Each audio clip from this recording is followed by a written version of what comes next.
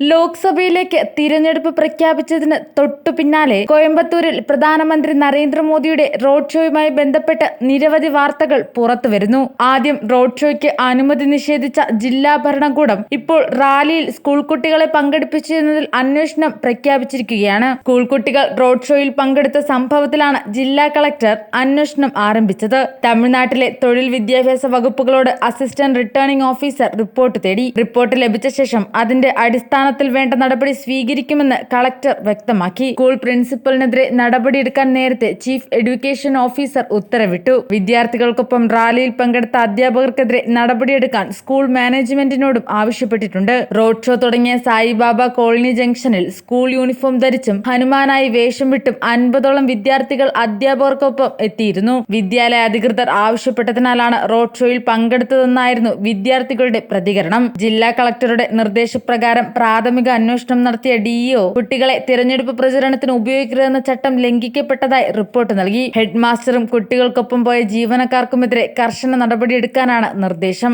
ഇതിനു പിന്നാലെ അന്വേഷണം തുടങ്ങുകയായിരുന്നു. മിഡിൽ സ്കൂളിലെ 50ഓളം കുട്ടികൾ യൂണിഫോം ധരിച്ച് റോഡ് ഷോയിൽ നിൽക്കുന്ന ദൃശ്യങ്ങൾ മാധ്യമപ്രവർത്തക എക്സിൽ പോസ്റ്റ് ചെയ്തിരുന്നു. സംഭവം പരിശോധിക്കുമെന്നും കുട്ടികളെ തിരഞ്ഞെടുപ്പ് പ്രചരണത്തിൽ പങ്കെടുപ്പിക്കരുതെന്ന് നിർദ്ദേശമുണ്ടെന്നും chief education officer M Balamurali പറഞ്ഞു. 24 മണിക്കൂറിനകം നടപടിയെടുത്ത് റിപ്പോർട്ട് നൽകാനും സ്കൂൾ മാനേജ്മെന്റിനോട് ആവശ്യപ്പെട്ടിട്ടുണ്ട്. പെരുമാറ്റച്ചട്ടലംഘനം ചൂണ്ടിക്കാട്ടി തിരഞ്ഞെടുപ്പ് കമ്മീഷനെ സമീപിക്കുമെന്ന് CPI സംസ്ഥാന സെക്രട്ടറി ആർ മുത്തരസൻ പറഞ്ഞു. കോയമ്പത്തൂരിലെ പ്രധാനമന്ത്രിയുടെ റോഡ് ഷോയ്ക്ക് സംസ്ഥാന ആഭ്യന്തര വകുപ്പ് ആദ്യം അനുമതി നിഷേധിച്ചത് വിവാദമായിരുന്നു. പിന്നീട് BJP ജില്ലാ പ്രസിഡന്റ് നൽകിയ ഹർജി പരിഗണിച്ച ഹൈക്കോടതിയുടെ മധുര ബെഞ്ച് റോഡ് ഷോ നടത്താൻ അനുമതി നൽകുകയായിരുന്നു. ജസ്റ്റിസ് ആനന്ദ് വെങ്കടേഷാണ് നിബന്ധനകളോടെ അനുമതി നൽകിയത്. സുരക്ഷാ കാരണങ്ങളും പരീക്ഷകളും ചൂണ്ടിക്കാട്ടിയായിരുന്നു കോയമ്പത്തൂർ പോലീസ് അനുമതി നിഷേധിച്ചത്. 1998 NK അദ്വാനിയുടെ പ്രസംഗത്തിന് മുൻപ് ബോംബ് സ്ഫോടനമുണ്ടായ RS പുരത്താണ് ഇന്നലെ 4 കിലോമീറ്റർ നീണ്ട റോഡ് ഷോ സമാപിച്ചത്. ഇന്നലെ മോദി കോയമ്പത്തൂരിൽ മരിച്ചവരുടെ ചിത്രങ്ങൾക്ക് മുന്നിൽ പുഷ്പാർച്ചന നടത്തി.